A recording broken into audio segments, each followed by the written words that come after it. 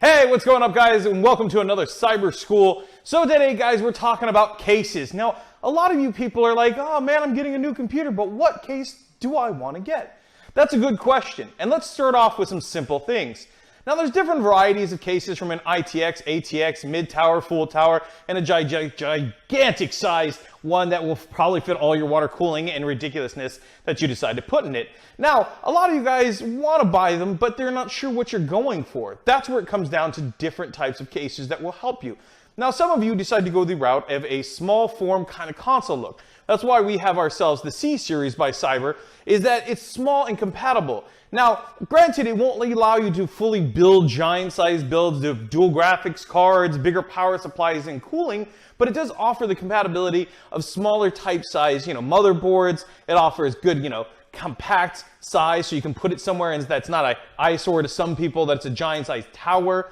And the great thing about it is that the pricing is not so over the top, but at times it does rival what you see with a mid-tower.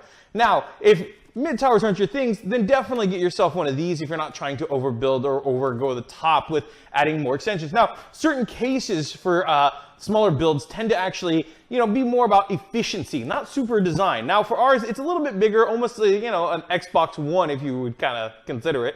But it actually still offers a lot of great potential to have a good graphics card if you're just going for regular gaming, not super high-end, like need the 4K resolution.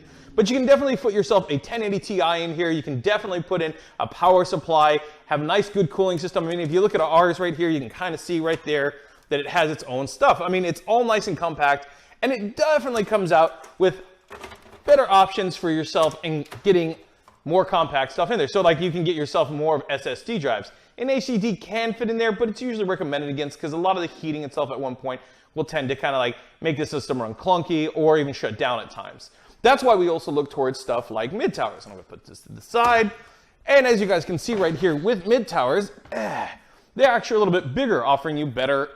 I need to get out of the way. You got to see my beautiful face.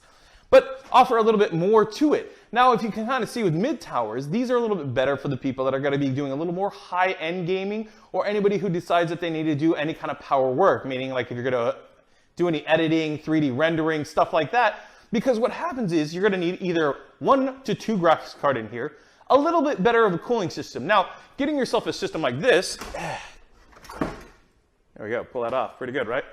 Now, as you guys can see, that we offer a Shroud on ours. Now, certain cases will do that to actually maximize the case itself and having a little bit more, space for you, adding more fans, giving yourself more cooling. Now, more like cases today don't really offer the bays like we do, but sometimes they do. Now, the reason why some of the bays are not being put into some cases is because some people are using less CD drives or any kind of hard stuff, but more or less just, USBs to actually plug in stuff or get programs running, or you can just basically download them from the apps themselves, which is great for this kind of case because this is for somebody who's not going to be doing this super high-end build. This is pretty much going to reach everybody except for the high-end customized builders kind of want and needs. You can fit 2 graphics cards. You can get yourself a very decent placed motherboard. On top of that, you have room so you can actually put stuff in the bay. So if you decide to go with HDDs or carry over any HDDs you have.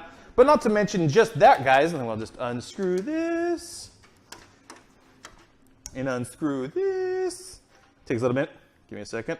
There we go. And there we go. Now we pull off the back part of it. Now you guys can see that also with towers that are mid-range, they offer more for cable management. That's another great thing you guys will get when you get yourself a mid-tower. The cable management allows you to actually install SSD drives on the back, and will also allow you to kind of make it a little more cleaner so you don't have a messy wired up computer, because airflow is very important to you people out there that are huge enthusiasts about building your PCs.